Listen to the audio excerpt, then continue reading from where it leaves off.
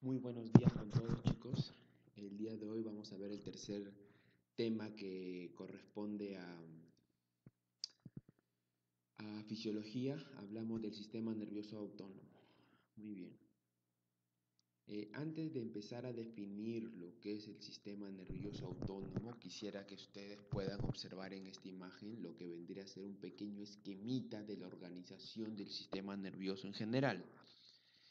El sistema nervioso en general lo podemos clasificar en sistema nervioso central y sistema nervioso periférico, ¿no? Central viene desde el cerebro, ¿ya? O sea, todo lo que es el centro del cuerpo, ¿ya? Ustedes vayan por el centro del cuerpo, ¿ya? Específicamente el sistema nervioso central se divide en lo que es encéfalo y médula espinal. El encéfalo viene del cerebro, más abajito el cerebelo. Por aquí tenemos una imagen. Cerebro, cerebelo, ¿no? Lo que es el tronco encefálico y lo que es la médula espinal hacia abajo, ¿ya? Cerebro, cerebelo, tronco encefálico y médula espinal hacia abajo.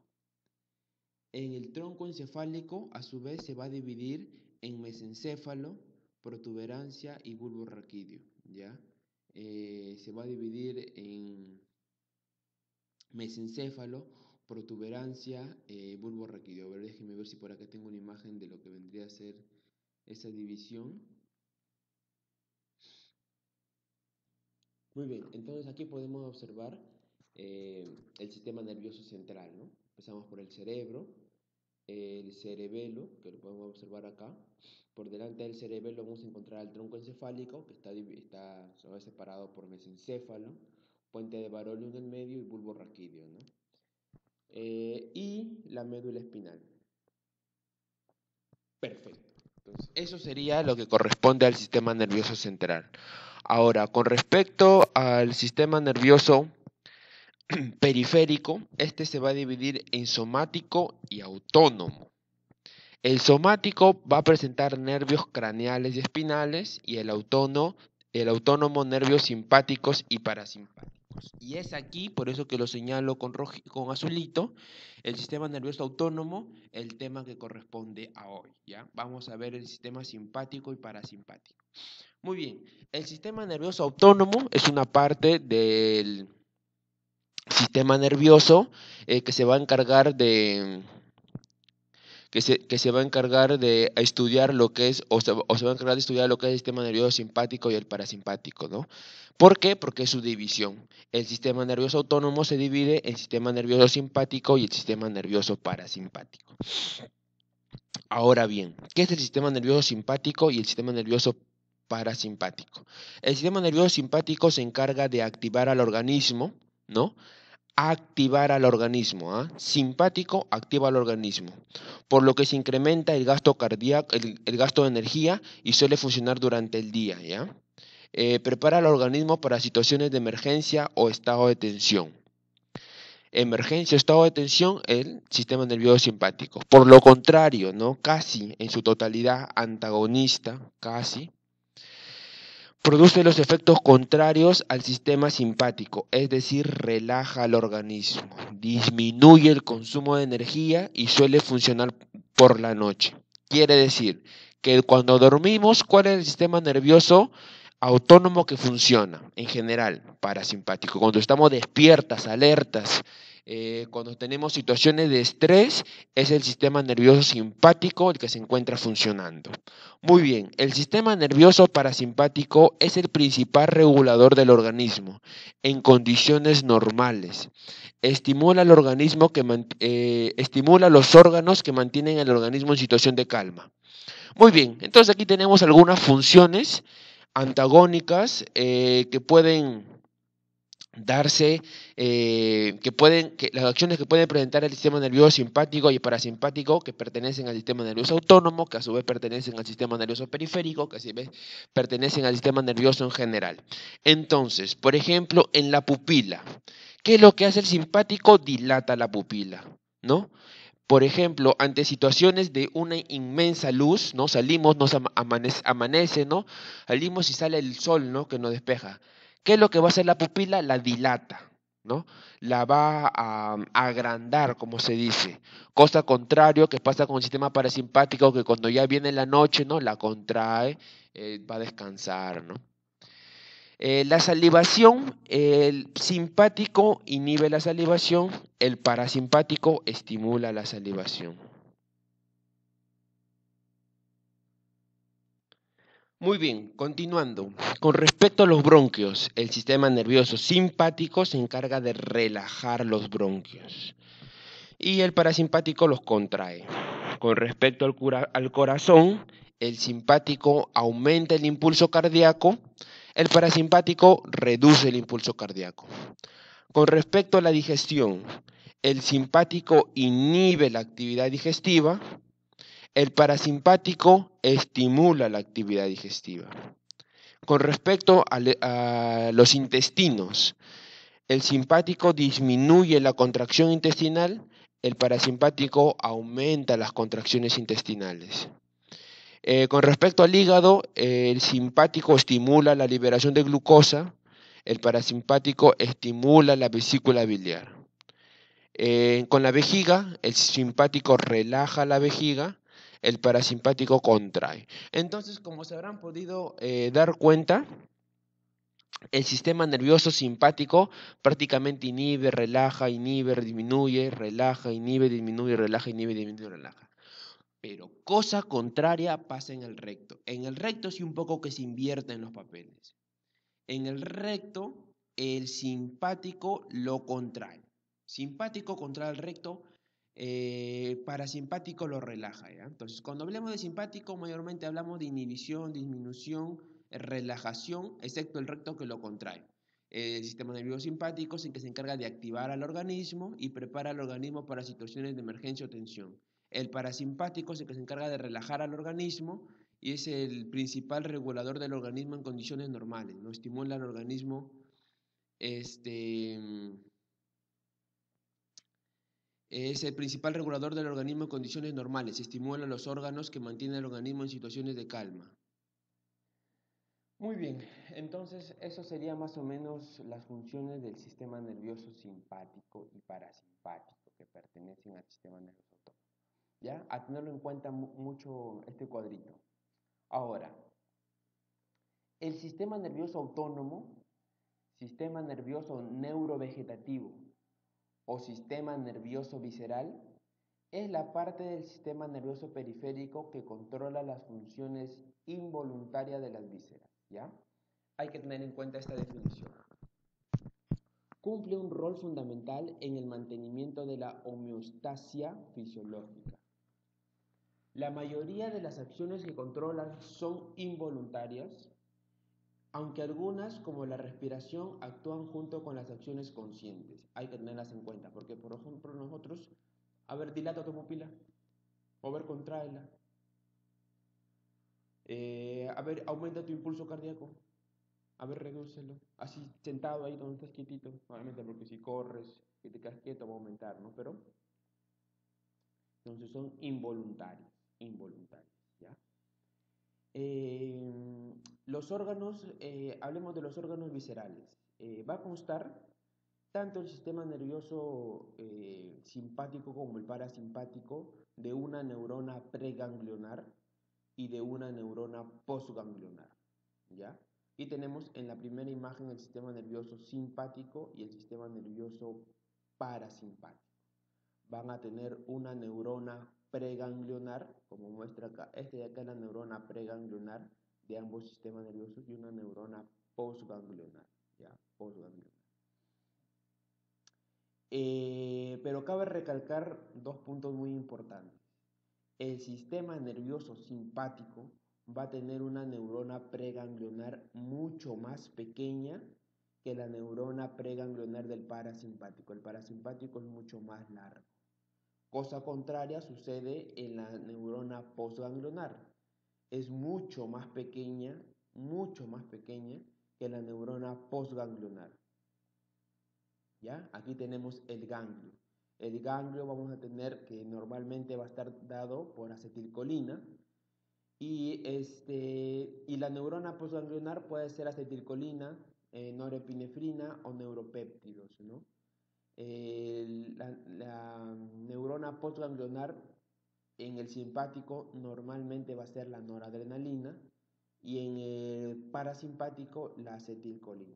Ahora, las sinapsis van a necesitar ganglios, que son los que podemos observar acá, y órganos efectores viscerales, ¿no? A ellos me refiero como el corazón, los bronquios, el músculo liso vascular, el tracto gastrointestinal, la vejiga y los genitales. Muy bien, ahora hablemos de la organización y las características del sistema nervioso autonómico, autónomo, vegetativo, neurovegetativo, sistema nervioso visceral también. Hablemos de estas dos clases de este sistema, el simpático y el parasimpático. Al sistema nervioso simpático también se le llama sistema nervioso adrenérgico o noradrenérgico, ya que es el que prepara el cuerpo para reacciones ante una situación de estrés. El origen va a ser la médula espinal toracolumbar, ¿ya? Médula espinal toracolumbar va a ser el origen, ¿ya? En médula espinal toracolumbar. Y sus ganglios van a estar alejados del órgano efector. Sus ganglios van a estar alejados del órgano efector. Este vendría a ser el órgano efector, sus ganglios van a estar alejados. Usa la noradrenalina y la acetilcolina como neurotransmisores. Importante.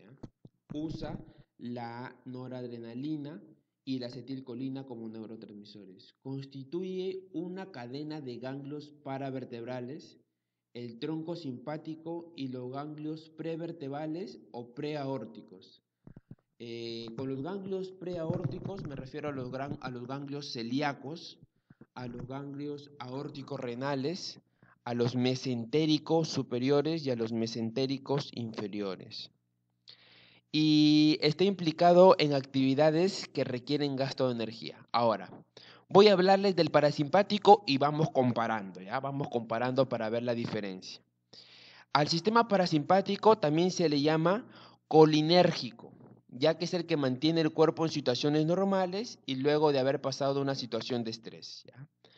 Al simpático, ¿cómo se llamaba? Adrenérgico o noradrenérgico, ¿no? Ya que era el que preparaba el cuerpo para situaciones de estrés. Y el parasimpático adrenérgico, ya que es el que prepara el cuerpo para situaciones normales luego de haber pasado situaciones de estrés. Aquí, el simpático se originaba en la médula espinal tóraco-lumbar, ¿ya? O sea, más o menos calculen que es cervical, torácica, lumbar, sacra, ¿no? Entonces, más o menos, ¿a qué altura se origina el sistema nervioso simpático? A cambio, el parasimpático se origina en el tronco encefálico y la médula espinal, ¿ya? Y la médula sacra. Entonces, el simpático, por así decirlo, es más central y el parasimpático es más arribita y más abajo, ¿ya? Porque teniendo estas dos, a ver, aquí les pongo esta de acá, ¿ya? Cervical, torácica, lumbar y sacra. Entonces, el sistema nervioso simpática es toracolumbar. Entonces, más o menos a esta altura de acá y acá. Y el sistema nervioso parasimpático me dice que viene de la región sacra cierta parte y cierta parte viene de la región de la región troncoencefálica. Entonces, el tronco encefálico ya habíamos dicho que si estoy acá, dice tronco encefálico, acá tronco encefálico. Entonces, más o menos viene de esta altura y se dirige, ¿no? hacia los costados, hacia los órganos viscerales, ¿ya? Entonces, a tener en cuenta eso de ahí. Lo forman los ganglios aislados, ya que estos están cercanos al órgano efector, ¿ya? Aquí, míreme, habíamos dicho que, por ejemplo, en el simpático los constituyen una cadena de ganglios paravertebrales, o sea que están paralelos a las vértebras, el tronco simpático y los ganglios prevertebrales antes de las vértebras o preaórticos. Y acá, sus ganglios están alejados del órgano efector.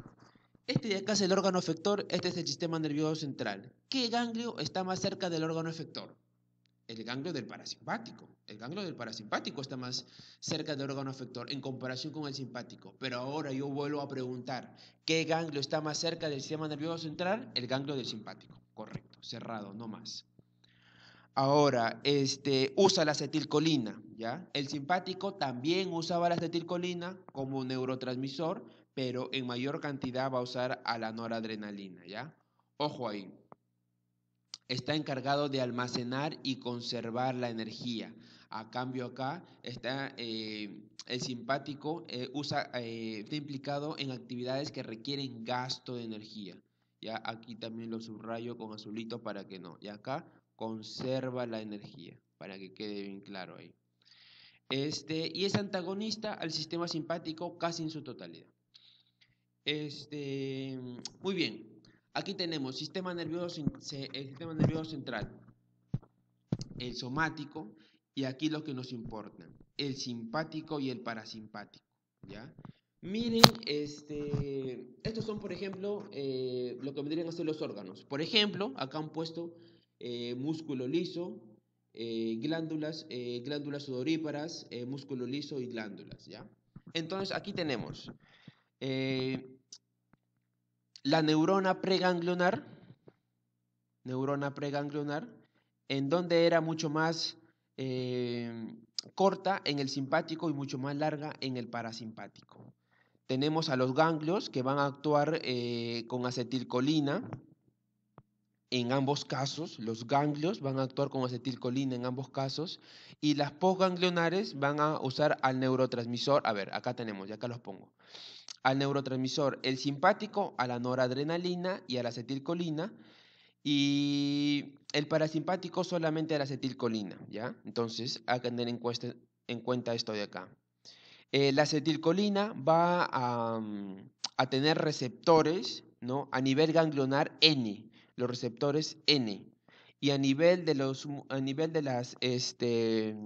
de los órganos, los receptores M o muscarínicos. En cambio, la noradrenalina va a presentar receptores, 4 tipos de receptores, 2 alfa y 2 beta, ¿ya? Solamente para recalcar que existen dos clases de receptores N1 y N2. Los receptores N2 son los que se encuentran en los ganglios, y los receptores N1 son los que se encuentran en los órganos efectores. Esta es la médula ya suprarrenal. Pero ahorita lo que nos está importando en el sistema nervioso central son el sistema nervioso simpático y parasimpático. Muy bien, entonces ya tenemos en cuenta más o menos a grandes rasgos cómo funciona el sistema nervioso simpático y parasimpático, ¿ya? Tenemos acá liberación de acetilcolina hacia los glándulas sudoríparas y músculo liso, no, a los órganos efectores en general, ¿ya? Pero ¿cómo se libera esta acetilcolina? Esto vamos a ver ahorita, ¿ya? ¿Cómo se libera esa acetilcolina? Aquí tenemos liberación de la acetilcolina. Muy bien. Aquí tenemos varicosidades, una varicosidad colinérgica. Ya, a ver. Y aquí tenemos la membrana de la célula efectora. La colina, ¿no?, que ingresa fuera de las varicosidades colinérgicas, ingresa a lo que es ya la célula. En la célula, la acetilcolina se une con la acetilcoenzima A y forma lo que es la acetilcolina. Entonces, la acetilcolina se forma de lo que es la unión de la colina con la acetilcoenzima A mediante una enzima CHAT, ¿no? Esta acetilcolina va a entrar a estos vesículas, ¿no? Acetilcolina. Por ejemplo, tenemos a este inhibidor de el besamicol, que es un fármaco, va a inhibir la entrada de acetilcolina a estas vesículas, ¿ya? Por lo contrario, la entrada de calcio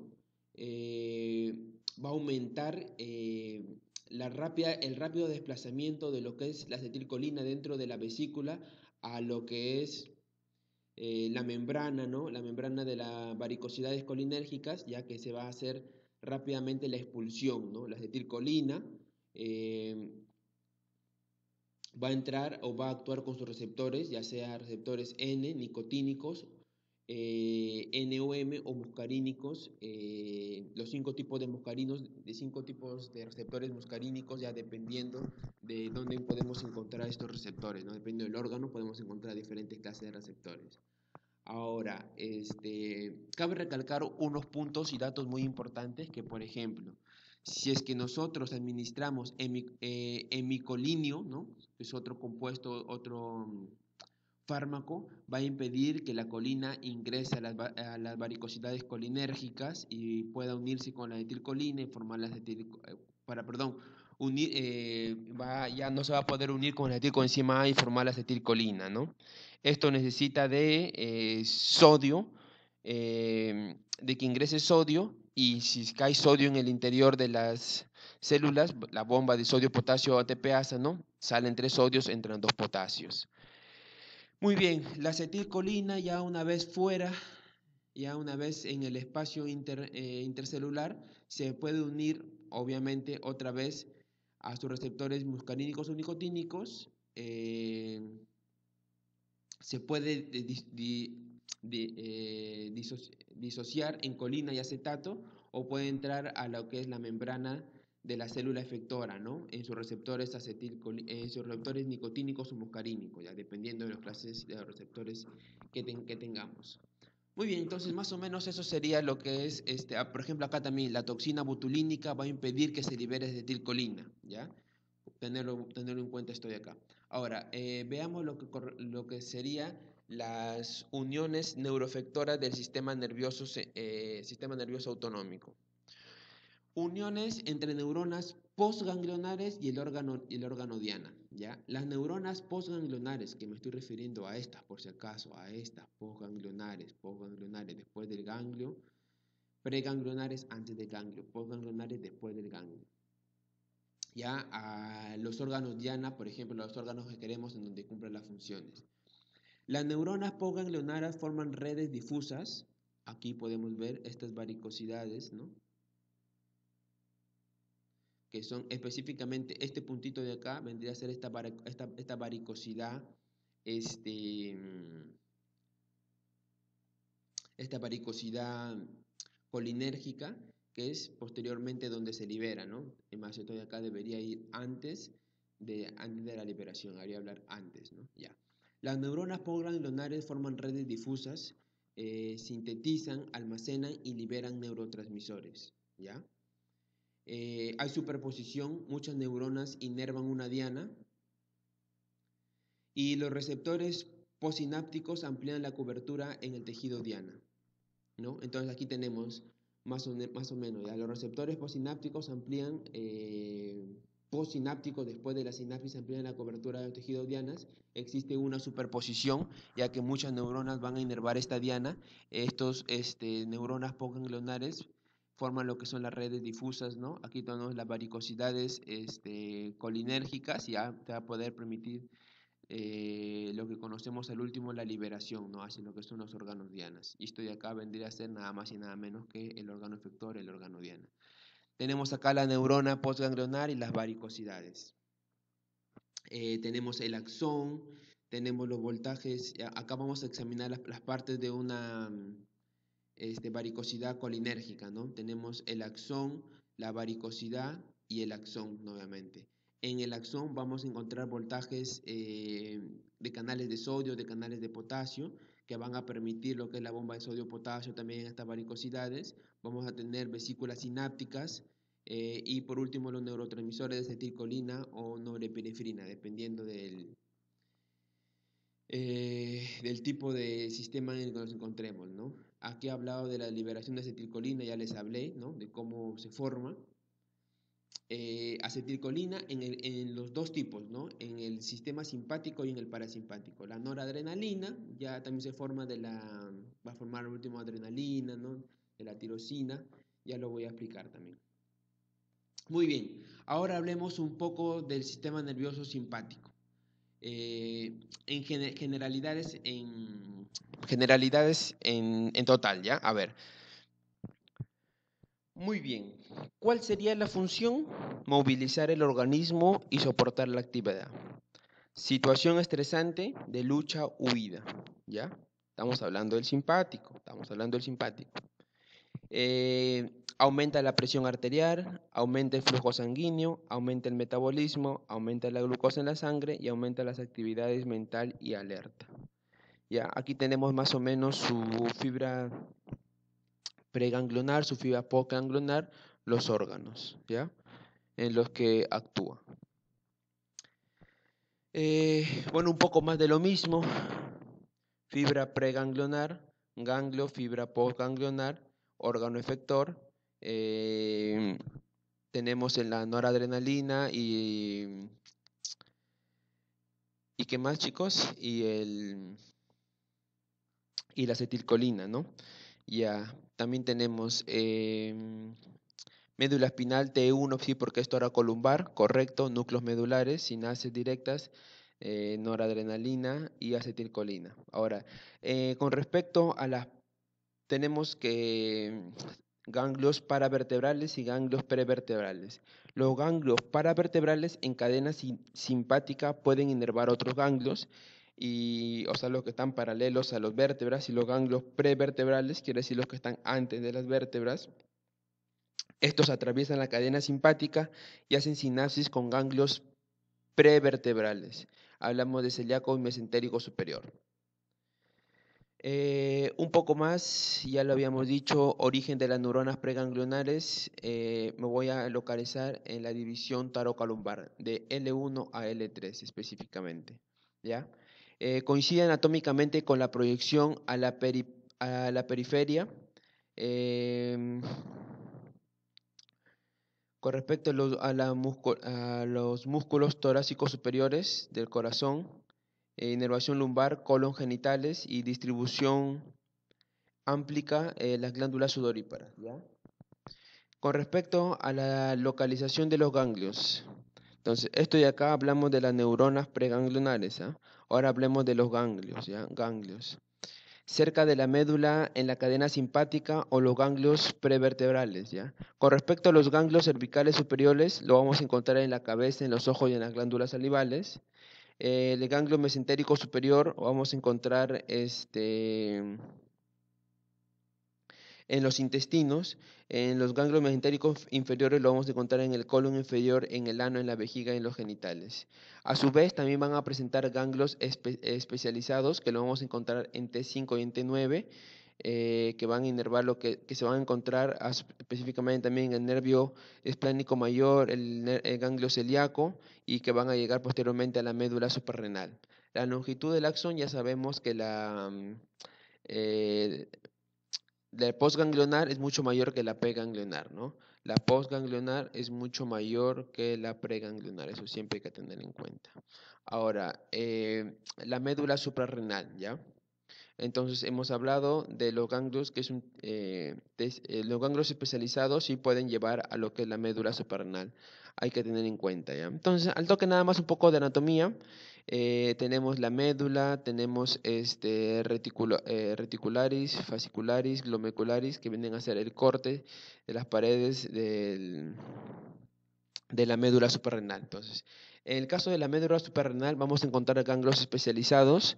Aquí sí vamos a encontrar a la noradrenalina, que se va a convertir en adrenalina mediante la feniletanolamina N-acetiltransferasa, ¿ya?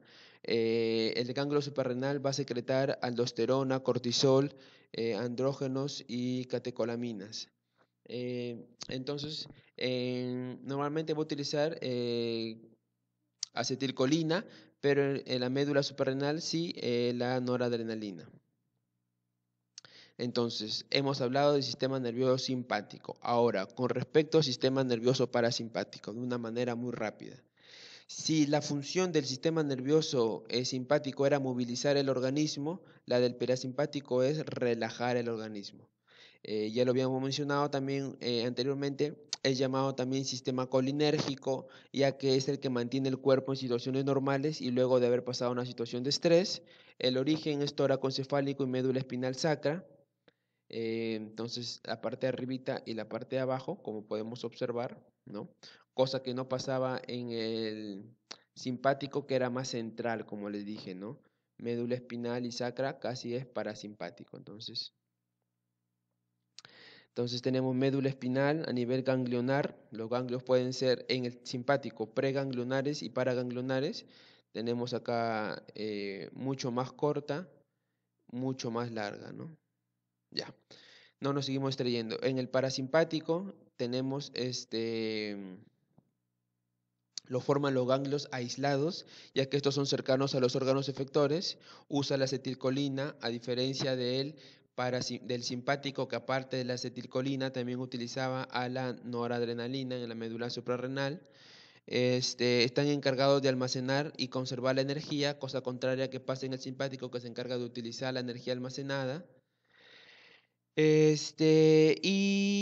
es antagónico al parasimpático. Muy bien. Entonces, ya lo habíamos mencionado también a grosso modo un poco de las funciones del sistema nervioso autónomo, parasimpático y simpático, pero ahora sí de manera un poco más detallada. em, Vamos a tener la bibliografía de este libro es el Guyton, ¿no? Guyton Hall. ¿Ya? Acá también vamos a encontrar los receptores sobre los que actúa, ¿ya? El sistema nervioso simpático y el parasimpático. Muy bien, a ver, entonces, con respecto al corazón, ¿ya? Muy bien. La acción del corazón es una acción, va a aumentar la acción del corazón en el sistema simpático, ¿ya? Y todos van a actuar a nivel del receptor B1, ¿ya? B1. Aquí, así vamos a pasar. Y con respecto al sistema parasimpático, va a disminuir la acción del corazón, específicamente la contractibilidad solamente la va a disminuir en las aurículas y va a actuar a nivel de los receptores muscarínicos 2, ¿ya? Entonces, el sistema simpático va a actuar en los receptores beta 1, quiere decir que el neurotransmisor es la noradrenalina, ¿no? Y el parasimpático, la acetilcolina, ya que actúa a nivel de los receptores muscarínicos, M2. El simpático aumenta la acción del nódulo sinoauricular y aumenta la frecuencia cardíaca, aumenta la conducción nodular aurículo-ventricular y aumenta la contractibilidad. En cambio, el parasimpático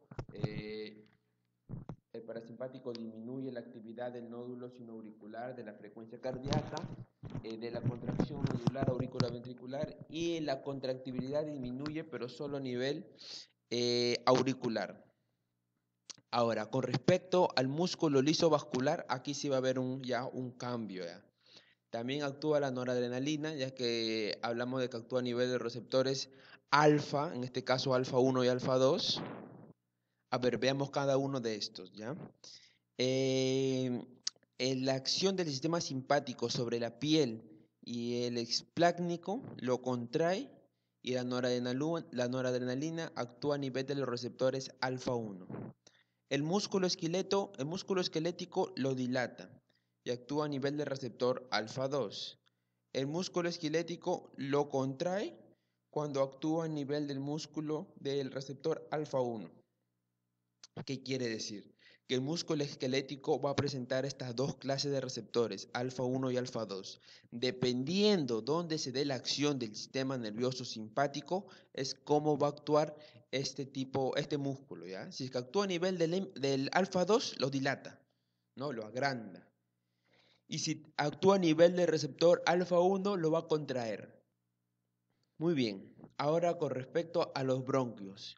Sistema simpático dilata. Sistema parasimpático lo contrae.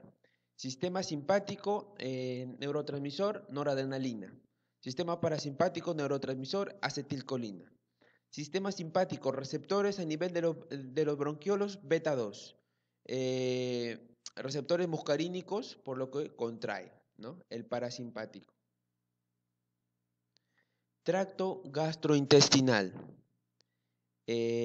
Músculo liso a las paredes, lo relaja, actúa a nivel del alfa 2, beta 2.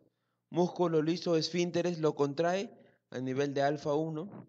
Secreción de saliva disminuye la acción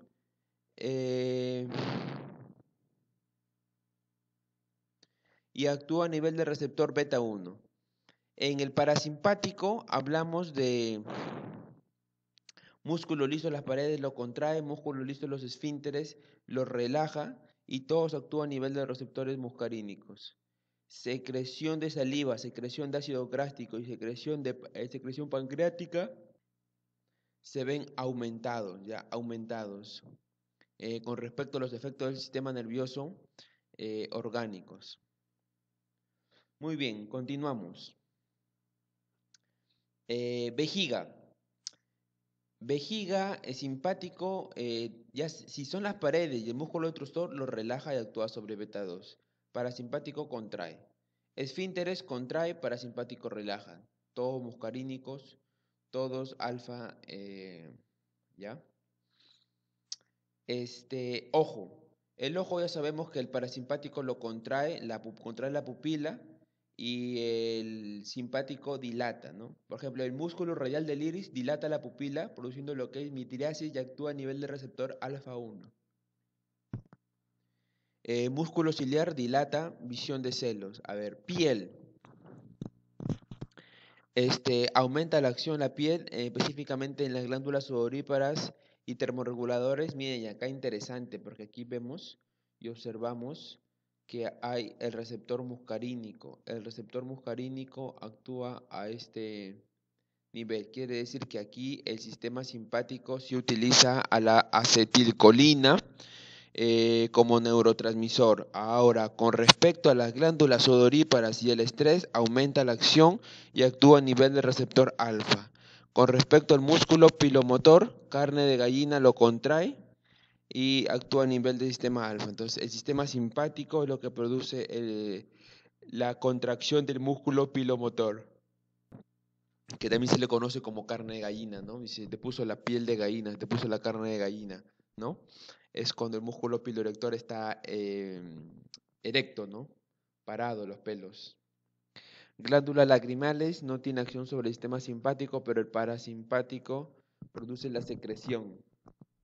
El hígado, sí, el tejido adiposo y los riñones, si hablemos de acción en el sistema simpático, ¿ya? Sistema simpático hablamos de gluconeogénesis, glucogenólisis, alfa y beta, lipólisis y secreción de renina a nivel de riñón y lipólisis a nivel de tejido adiposo.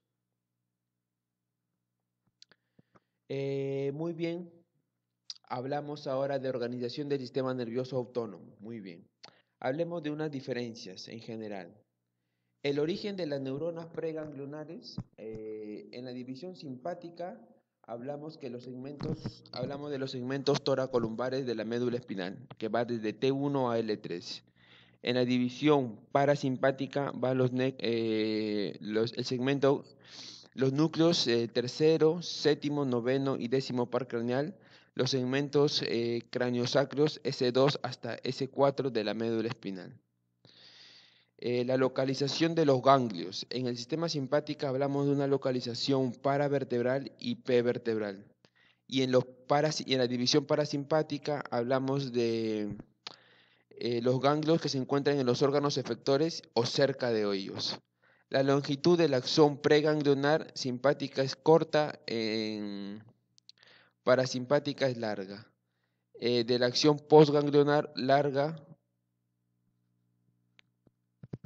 en la simpática y corta en la parasimpática. Hablamos órganos efectores, músculo liso en los dos, músculo cardíaco en los dos y glándulas. Uniones neuroefectoras, hablamos de difusas, ramificaciones, receptores con no concentración en una región. Con respecto a la neurotransmisión y el tipo de receptor del ganglio. Acetilcolina, en ambos casos, que actúa sobre receptores nicotínicos y muscarínicos también, cabe rescatar. No, receptores nicotínicos nada más. Y los neurotransmisores de órganos efectores, sin contamos noradrenalina, excepto en las glándulas sudoríparas, ACH y receptores muscarínicos. Tipo de receptores de la división simpática, hablamos de alfa 1, alfa 2, beta 1 y beta 2. Muy bien, ahora hablemos sobre la coordinación de las funciones de los órganos, ¿ya? Tenemos aquí la médula espinal, L1, L2 y L3, S2, S3 y S4. Entonces, de L viene lo que es el sistema nervioso simpático, que actúa a nivel de los receptores alfa y beta en este caso, y el sistema nervioso parasimpático, que viene en la región sacra, que actúa a nivel de los receptores muscarínicos, ¿ya? Hablemos de la vejiga en este caso. El llenado de la vejiga, ¿ya?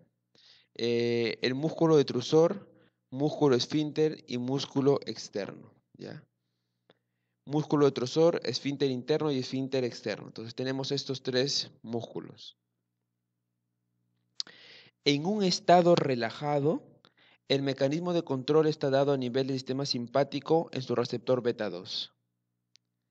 En un sistema contraído del músculo esfínter interno, o del esfínter interno, mejor dicho, se debe a un mecanismo del control del sistema nervioso simpático a nivel del receptor alfa 1. Es un poco cruzado, pero hay que tenerlo en cuenta. El esfínter externo sí es voluntario, ¿no? Para contraerlo. Ahora, músculo detrusor. Para contraerlo necesita del sistema nervioso parasimpático. Esfínter interno. Para relajarlo, del sistema nervioso parasimpático, mismo receptor. Y para relajarlo, es voluntario el esfínter externo. Entonces, el esfínter externo es voluntario en ambos casos, en el simpático y parasimpático. Y el músculo detrusor y el músculo interno sí son antagónicos dependiendo el tipo de sistema que estemos utilizando. Y en el caso del sistema simpático actúa sobre beta 2 en el músculo detrusor y alfa 1 en el caso del músculo interno. Muy bien, ahora hablemos de los receptores celulares, ¿no?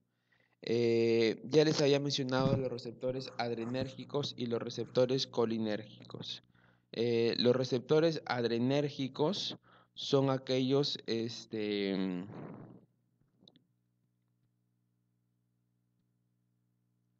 receptores nicotínicos para neurotransmisores y noradrenalina. Muy bien, ya. Hablemos de los receptores celulares. Los agonistas, los antagonistas, y acá tenemos los receptores. Los receptores adrenérgicos vamos a tener alfa 1, alfa 2, beta 1 y beta 2. Y los receptores colinérgicos vamos a tener a los nicotínicos y a los muscarínicos. Muy bien. Los agonistas de los nicotínicos es la nicotina y la acetilcolina, y de la muscarina y la acetilcolina. A cambio de los agonistas de los alfa 1 tenemos la noradrenalina, la fenilefrina, del alfa 2 conidina, del beta 1 noradrenalina, isoproterenol, adrenalina y dobutamina, del beta 2 adrenalina, noradrenalina, isoproterenol y el buterol. Antagonistas del alfa 1 tenemos el fenoxibenzamina y la prazosina. Del alfa 2 antagonistas la yoshimbina. Del beta 1 tenemos el propanolol y el metaprolol. Y del beta 2 tenemos la propanolol y la butoxamina. Los nicotínicos vamos a tener el curare, el hexametonio, ¿no? Que bloquea los receptores muscarínicos N1, y el hexametonio que bloquea los receptores ganglionales N2. Y los antagonistas de los muscarínicos vamos a tener a la atropina. Por eso, cabe recalcar, es muy importante saber a los antagonistas y a los agonistas, por si acaso veamos algunas funciones comprometidas del organismo, ¿ya? Les pongo un caso muy, muy interesante, ¿ya? Hablemos de los bronquios, a ver. Los bronquiolos, ¿ya? Los bronquiolos. Los bronquiolos, si nosotros observamos que los bronquiolos están comprimidos, un paciente no puede respirar correctamente, ya que actúan a nivel de los receptores muscarínicos. Si nosotros queremos que se dilate para que el paciente pueda respirar muy bien, hay que darle un antagonista. ¿Qué antagonista sería bueno? La atropina, por ejemplo, ¿no? Muy bien, genial. Entonces ahora hablemos de los receptores autonómicos, ¿ya? Tipo y mecanismo determinan la naturaleza de la respuesta fisiológica. Las respuestas son específicas del tejido y el tipo celular. Aquí tenemos el órgano y aquí tenemos el efecto, ¿no? Los sistemas simpático y parasimpático, la acción y el receptor. En el corazón y en el nódulo sinoauricular va a aumentar la frecuencia cardíaca y el receptor va a ser beta 1. El parasimpático desacelera lo que es el nódulo sinoauricular y actúa a nivel de los receptores M2. Con respecto al marcapaso ectópico, acelera el marcapaso ectópico, actúa a nivel de los receptores beta 1 y beta 2. Contractibilidad, aumenta la acción de la contractibilidad del corazón. El simpático actúa a nivel de los receptores beta 1, aumentando el calcio intracelular. El parasimpático disminuye a nivel de las aurículas y actúa a nivel de receptores M2. Entonces el corazón va a presentar receptores muscarínicos y receptores alfa y receptores beta. Los receptores receptores beta nada más, no, receptores beta y receptores muscarínicos M2, porque recordemos que hay 5 tipos de muscarínicos, ya lo vamos a ver más adelante.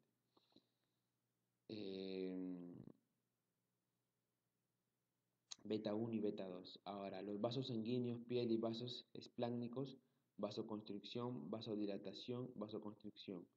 Vasos de músculo esquelético, vasodilatación y endotelio, vasoconstricción.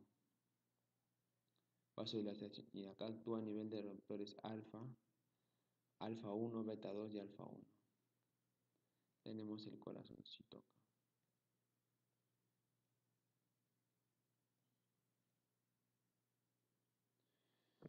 Aquí tenemos la predicción del efecto antagonista y agonista. ¿Ya?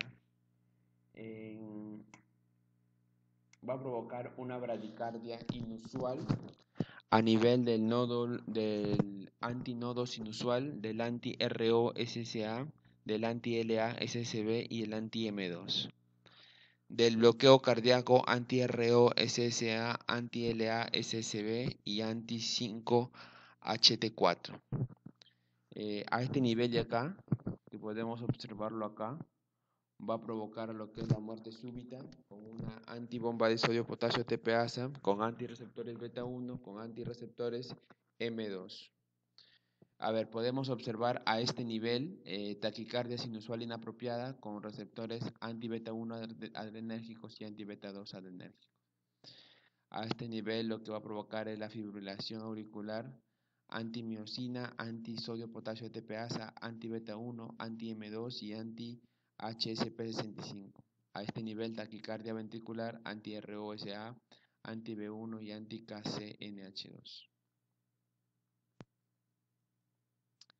Con respecto a los centros hipotalámicos del tronco y del tronco encefálico, de centros hipotalámicos y del tronco encefálico va a coordinar lo que es la regulación autónoma, vasomotor, la presión arterial, respiratorio, núcleos vulvares y va a permitir lo que es la deglución, tos y vómito en los receptores en gatillo. ¿Ya? Entonces el vómito se va a producir por esto de acá. La deglución, la tos y el vómito a través de los receptores en gatillo que vamos a encontrar en el tronco encefálico.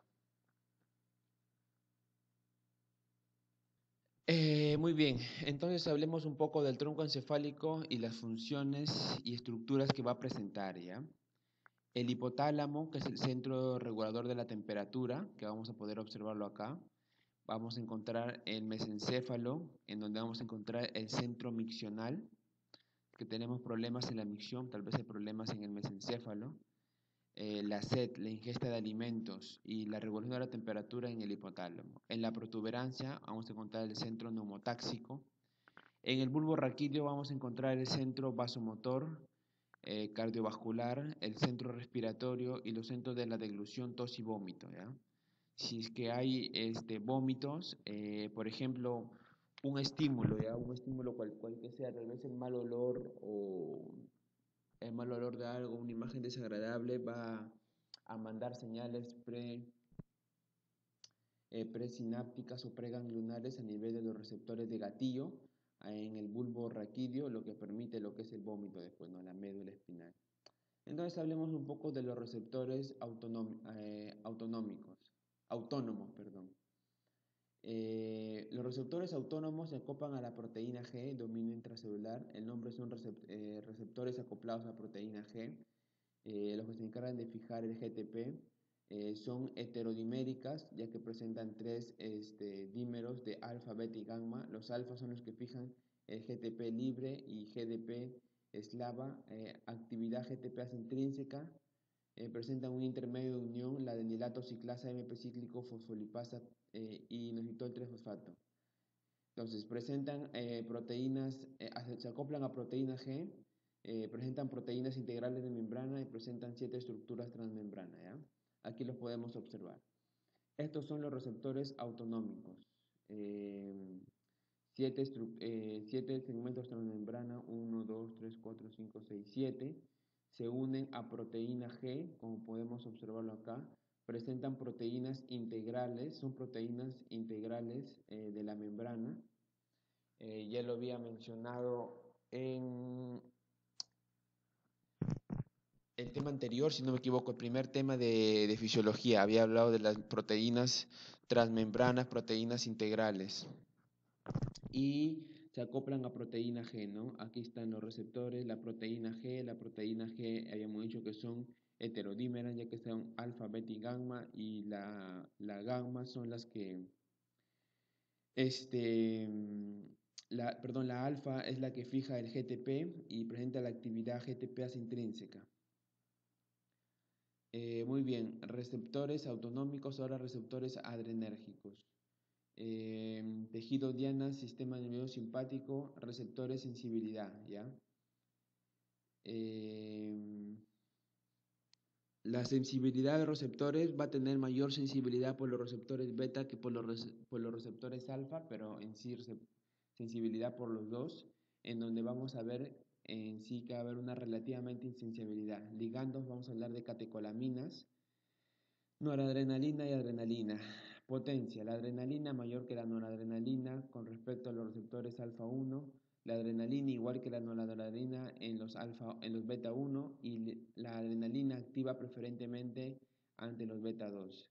Con respecto a las neuronas postganglionales, noradrenalina, con respecto a la médula suprarrenal, adrenalina. Tenemos receptores adrenérgicos, 4 tipos. Los receptores alfa 1 que son activadores de la fosfolipasa C, los receptores alfa 2 que son inhibidores que actúan con el receptor G1 inhibidor que disminuye los niveles de adenilato ciclasa, los receptores beta 1 y beta 2 que hablamos de un mínimo mecanismo de estimulación a nivel de la adenilato ciclasa. Aquí tenemos a los receptores alfa 1, son activadores fosfolipasa C, ¿ya? Los receptores alfa 1, ¿dónde lo vamos a encontrar? En el músculo liso vascular, en la piel, en el riñón, en el esplácnico, en el tracto gastrointestinal, en el esfínter, en la vejiga, en los esfínteres de la vejiga, en el músculo radial del iris. Su mecanismo, aumentar el inositol trifosfato y aumentar el calcio intracelular. Inactivo y activo. A ver, veamos acá. Receptores alfa 1. Llega la noradrenalina al receptor alfa 1 y lo convierte en activo. La proteína G que se encontraba unida, que tenía sus 3 subunidades, alfa, beta y gamma, específicamente la subunidad G, la subunidad alfa Q es la que se desprende y va a fosforilar, ¿no? GTP. Lo que se va a unir a la fosfolipasa C, la fosfolipasa C se va a dividir, la fosfolipasa C unido al inositol, al PIP2 se va a dividir en inositol trifosfato y desilglicerol. El inositol trifosfato va a provocar que el calcio liberado, que se libere calcio del retículo endoplasmático y se va a unir al diacilglicerol, lo que va a permitir que la proteína C aumente y produzca las acciones fisiológicas, ¿ya? Entonces aumenta el inositol trifosfato y aumenta el calcio intracelular. Con respecto a los receptores alfa 2. Los receptores alfa 2 están unidos a una proteína alfa y una proteína G con el alfa, una proteína GI, ¿ya? una proteína GI. ¿Ya? ¿Cómo más o menos es su función de los receptores alfa 2? Muy bien, entonces aquí los receptores alfa 2 los encontramos en el tracto gastrointestinal, en las paredes, en las neuronas adrenérgicas presinápticas. El mecanismo de acción es la inhibición de la adenilciclasa, la disminución del AMP cíclico y abre canales de sodio y potasio. Entonces aquí tenemos el receptor alfa 2 inactivo. Una vez que se une la noradrenalina, se vuelve activo, ¿no? La proteína GI, que se encontraba unida al receptor alfa 2, libera a su parte alfa o I, que fosforila, ¿no? Al GDP lo convierte en GTP.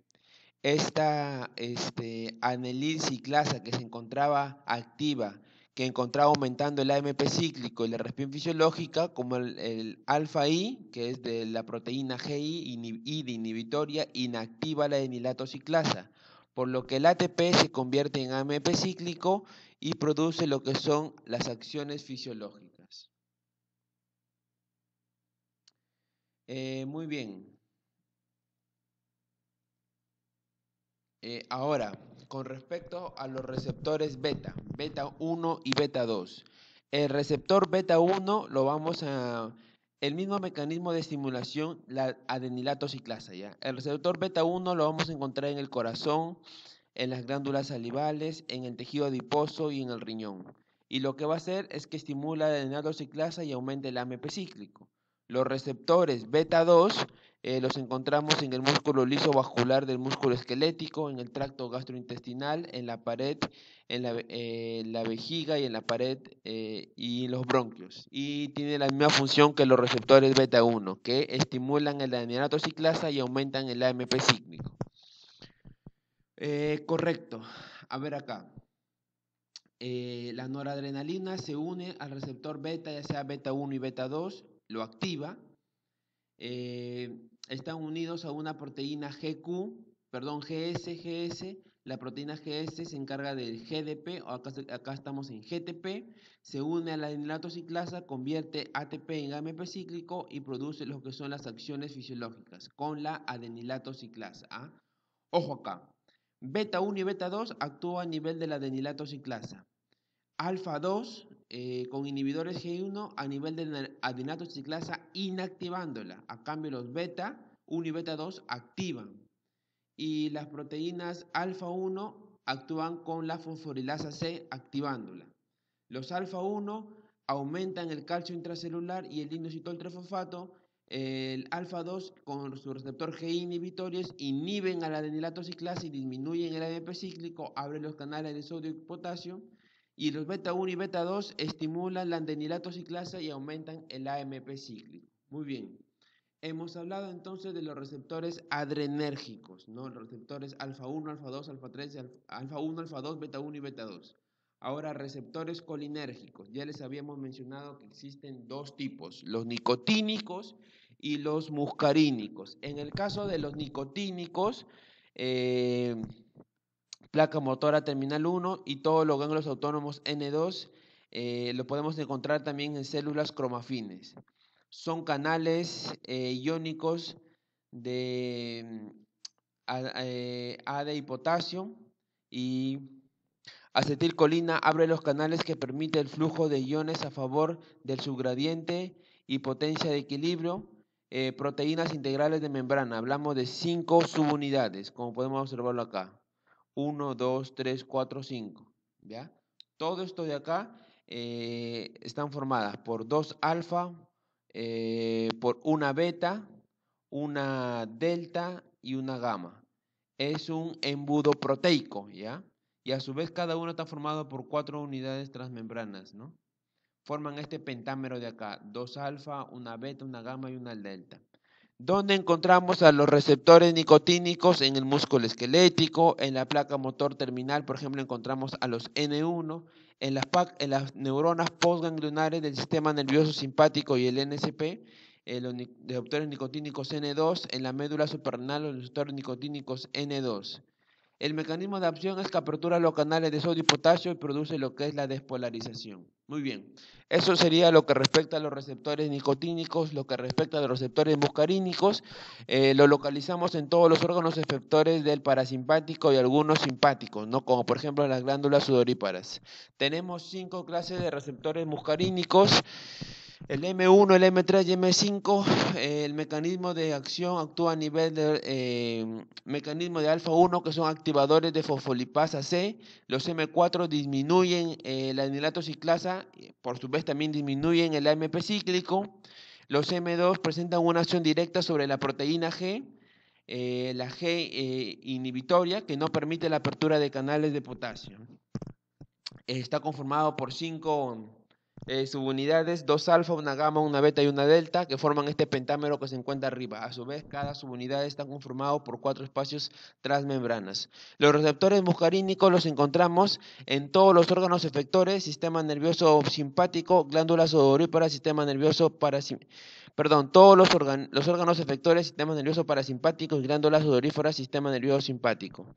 El M1, el M3 y el M5 aumenta el calcio y el inositol trifosfato y el calcio intracelular. Y el M2 y el M4 disminuye la anilato ciclasa y disminuye el AMP cíclico. Muy bien. Ahora, un punto muy importante. Hemos mencionado el sistema nervioso autónomo, ¿no? Autonómico o neurovegetativo o vegetativo, en el cual estaban el sistema nervioso simpático y el parasimpático. Ahora cabe, según una literatura, también que mencionan al sistema nervioso entérico como otro de los parte del sistema nervioso autónomo, ¿no? Entonces lo vamos a mencionar de todas maneras, no vamos a recalcar mucho, pero hay que mencionarlo. El sistema nervioso entérico es una subdivisión del sistema nervioso autónomo que se encarga de controlar directamente el aparato digestivo y advierte sobre el hambre y la saciedad. Evita que los alimentos entren en el cuerpo sustancial, invasoras y dañinas. Ahora, se encuentran en las envolturas del tejido que revisten el esófago, el estómago, el intestino delgado y el colon. Las neuronas del sistema nervioso entérico se recogen en 2 ganglios: los plexos mientéricos y los plexos submucosos. Entonces, hablemos de los plexos mientéricos o de Auerbach y de los plexos submucosos o de Meissner. En el caso de los plexos mesentéricos o de Auerbach, se encuentran entre las capas musculares circulares y longitudinal del intestino. Se encuentran menos en el esófago y en el estómago y abundantes en el intestino y escasos al final del canal anal. Son los encargados de los movimientos intrínsecos gastrointestinales. Estos plexos del intestino tienen conexiones además con plexos análogos de la vesícula, del páncreas e incluso de los ganglios de la cadena simpática paraórtica. Presentan bajos niveles de comunicación nerviosa a través del nervio vago con órdenes directas cerebrales, a excepción de las expresiones de emergencia como el vómito o la diarrea, ¿no? El vómito, ya sabemos, la tos, que tiene que ver con ganglios en forma de gatillo que se encuentran en lo que es el tronco encefálico, para ser específico, en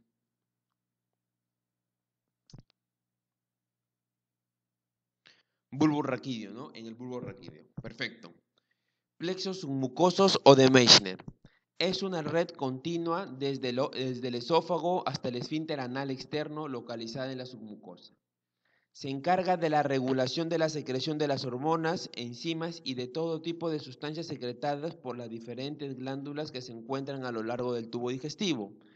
Y presenta pocas neuronas y son de tipo estimuladoras. Ahora bien, el sistema nervioso entérico se encarga de controlar directamente el sistema gastrointestinal. El sistema nervioso entérico consiste en 100 millones de neuronas, una milésima parte de las neuronas en el cerebro y bastante más que el número de neuronas en la médula espinal. Las neuronas del sistema nervioso entérico revisten el sistema gastrointestinal, excepto el plexo del tracto gastrointestinal.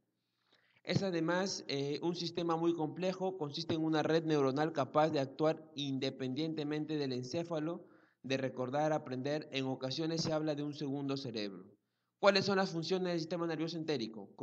Coordinación de reflejos, movimientos peristálticos, regulación de la secreción, muy importante a la hora de la secreción biliar y del páncreas. Hablamos de las contracciones peristálticas y de las masivas, en el caso de vómitos y diarreas, y es sensible a las hormonas, etc.